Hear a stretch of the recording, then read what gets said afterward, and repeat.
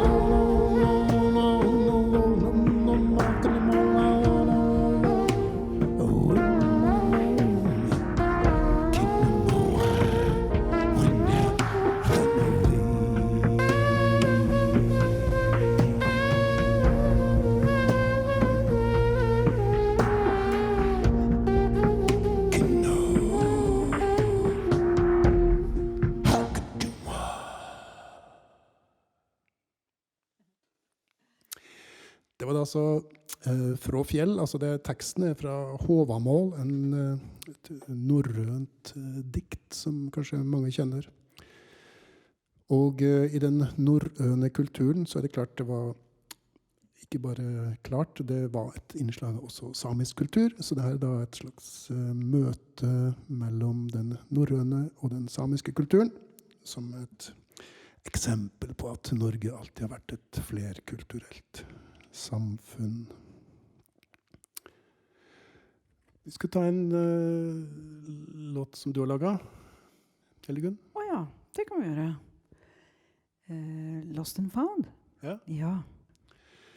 Og den er jo for egentlig den kvartetten din da, med piano, trommer og bass. Så det her blir da en sånn spesial husversjon. Koronaversjon.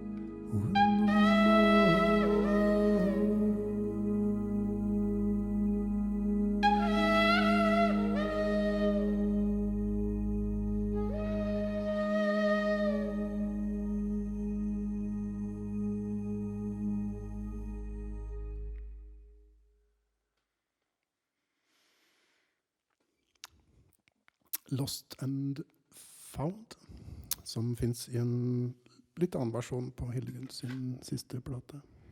Jeg tror alle låtene I egne versjoner. Her, Ja, vi har jo selvfølgelig, vi hadde jo hatt mulighet til å ha med flere musikere, for vi jo I et studio der vi kunne hatt sånne der skille og sånn, så vi kan jo smittehensynet skal kunne ivaretas her, så vi får se om det kan løses etter hvert. Men vi kan jo avslutte denne lille sessionen med... Nei, vi skal ta en salme, ja. Først. Ja, det vi nødt til. Ja. En salme om dagen, rett og slett. Siden det påske. Her Ja. kommer da Bjeiem I asken, som en salme som opprinnelig het Måne og sol. Ble oversatt til sørsamisk, og jeg satte en ny melodi til den. Så her da Det her de skal synge med. Bjeiem I asken, som dere kan synge med på, siden sørsamisk jo sikkert, det veldig fint å synge på. Så. Men Gyhtelas jobbmjølom klarer alle å synge. Gyhtelas jobbmjølom og Hevetas jobbmjølom, det blir dere med på. Det blir fint.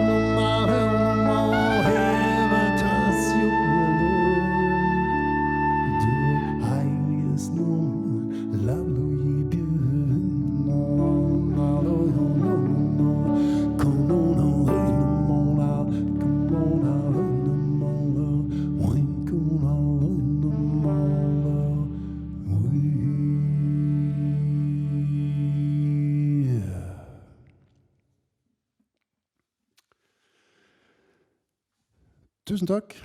Da kan vi få avslutte med en liten joik.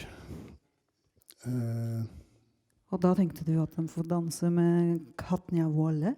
Katnia-Wolle da, altså Katnia-folket jo da, det den mytologiske skikkelsen som beskrives i samisk kultur. De bor under oss og går med beina opp andre veien sånn. Og huet ned? Ja. Så derfor så ser vi dem ikke så ofte, fordi at de liksom på undersida her da, men de finnes, og de har selvfølgelig sin egen joik. Han kan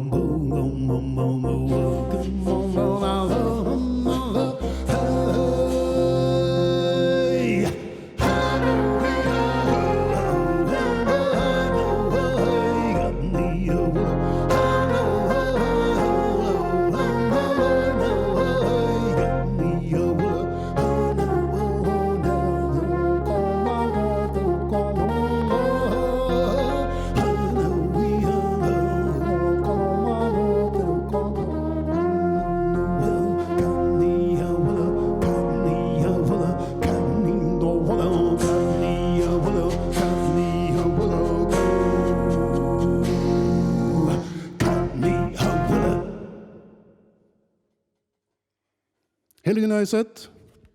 Og Frode Fjellheim. Tusen takk for oss.